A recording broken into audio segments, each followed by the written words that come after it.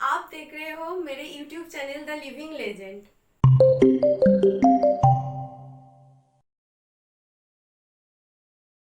भारत की पहली महिला प्रधानमंत्री के रूप में पहचान रखने वाली इंदिरा गांधी का जीवन परिचय काफ़ी रोचक है। उनका इंदु से लेकर इंदिरा और फिर प्रधानमंत्री बनने तक का सफ़र न केवल प्रेरणादायी है बल्कि भारत में महिला सशक्तिकरण के इतिहास का महत्वपूर्ण अध्याय भी है। उन्होंने 1966 से लेकर 1977 तक और 1980 से लेकर मृत्यु तक देश की प्रधानमंत्री का पदभार संभाला था। इंदिरा का जन्म देश की स्वतंत्रता में योगदान देने वाले मोतीलाल नेहरू के परिवार में हुआ था। इंदिरा के पिता जवाहरलाल एक सुशिक्षित वकील और भारतीय स्वतंत्रता आंदोलन में सक्रिय सदस्य थे। वो नेहरू जी के इकलौती संतान थी। इंदिरा अपने पिता के बाद दूसरी सर्वाधिक कार्यकाल के लिए कार्यरत रहने वाली प्रधानमंत्री है। इंदिरा में बचपन से ही देशभक्ति भावना थी। उस समय भारत के राष्ट्रवादी आंदोलन की एक रणनीति में विदेशी ब्रिटिश उत्पादों की बहिष्कार करना भी शामिल था और उस छोटी सी उम्र में इंदिरा ने विदेश वस्तुओं की होली जलते देखी है, जिसने प्रेरित होकर 5 वर्षीय इंदिरा ने भी अपनी प्यारी गुड़िया जलाने का फैसला किया, क्योंकि उनकी वो गुड़िया भी इंग्लैंड में बनाई गई थी। जब इंदिरा गांधी 12 वर्ष की थी तो उन्होंने कुछ बच्चों के साथ बानर सेना बनाई और उसका नेतृत्व किया। इसका नाम बंदर ब्रिगेड रखा गया था, जो कि बंदर सेना से प्रेरित था, जिसने महाकाव्य रामायण में भगवान राम की सहायता की थी। उन्होंने बच्चों के साथ मिलकर भारत की स्वतंत्रता के संघर्ष में महत्वपूर्ण भूमिका निभाई थी। बाद में इस समूहों में 60,000 युवा क्रांतिकारियों को भी शामिल किया गया, जिन्होंने बहुत से आम लोगों को संबोधित किया, झंडे बनाए, संदेश दिए और प्रदर्शनों के बारे में जानकारी आम जनता तक पहुंचाए। ब्रिटिश शासन के होते हुए ये सब करना एक जोखिम भरा उपक्रम था, लेकिन इंदिरा स्वतंत्रता आंदोलन में भाग लेने से खुश थी। इंदिरा ने पुणे विश्वविद्यालय से मैट्रिक पास कर दिया और पश्चिम बंगाल में शांति निकेतन से भी थोड़ी शिक्षा हासिल की।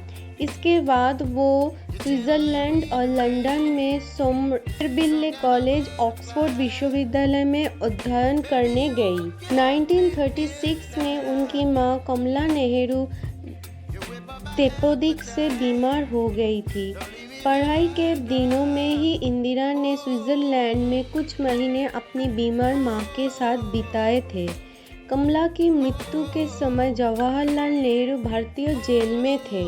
इंदिरा जब इंडियन नेशनल कांग्रेस की सदस्य बनी तो उनकी मुलाकात फिरोज गांधी से हुई। फिरोज गांधी तब एक पत्रकार और यूथ कांग्रेस की महत्वपूर्ण सदस्य थे। 1941 में अपने पिता की असहमति के बावजूद भी इंदिरा ने फिरोज गांधी से विवाह कर लिया था। इंदिरा ने पहले राजीव गांधी और उसके 2 साल बाद संजय गांधी को जन्म दिया। इंदिरा के विवाह फिरोज गांधी से जरूर हुआ था, लेकिन फिरोज और महात्मा गांधी में कोई रिश्ता नहीं था। फिरोज उनके साथ स्वतंत्रता के संघर्ष में साथ थे, लेकिन वो पारसी थे, जबकि इंदिरा हिंदू, और उस समय अंतरजातीय विवाह इतना आम नहीं था। दरअसल इस जोड़ी को सार्वजनिक रूप से पसंद नहीं किया जा रहा था। ऐसे में महात्मा गांधी ने इस जोड़ी को समर्थन दिया और ये सार्वजनिक बयान दिया, जिसमें उनका मीडिया से अनुरोध भी शामिल था। मैं अपमानजनक पत्रों के लेखकों को अपने गुस्से को कम करने के लिए इस शादी में आकर नवयुगल को आशीर्वाद देने के लिए आमंत्रित करता हूँ और कहा जाता है कि महात्मा गांधी ने ही राजनीतिक छवि बनाए रखने के लिए फिरोज और इंदिरा को गांधी लगाने का सुझाव दिया था। स्वतंत्रता के बाद इंदिरा गांधी के पिता जवाहरलाल नेहरू देश के पहले प्रधानमंत्री बने थे। तब इंदिरा अपने पिता के साथ दिल्ली शिफ्ट हो गई थी।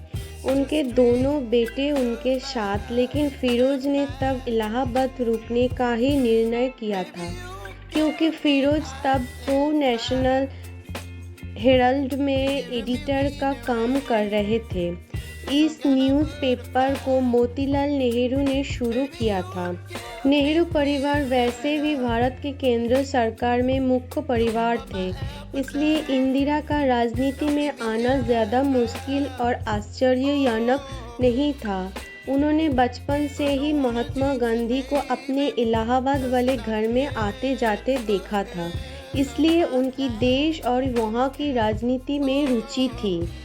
1951 से 1952 के लोकसभा चुनावों में इंदिरा गांधी ने अपने पति फिरोज गांधी के लिए बहुत सी चुनावी सभाएं आयोजित किए और उनके समर्थन में चलने वाले चुनावी अभियान का नेतृत्व किया।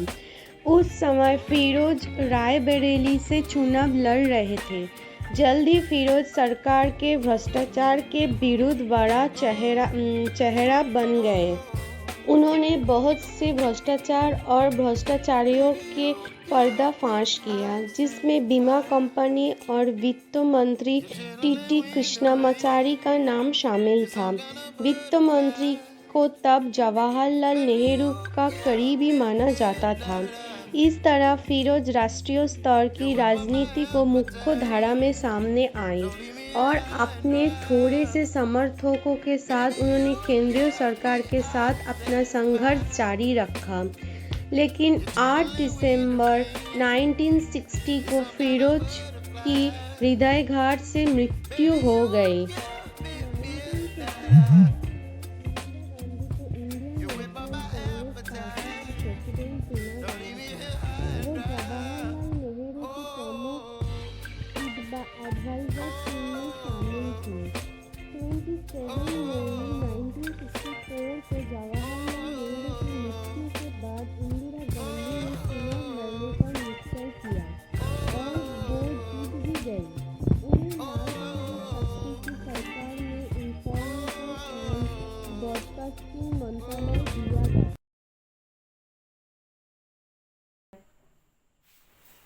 तो आज के लिए इतना ही।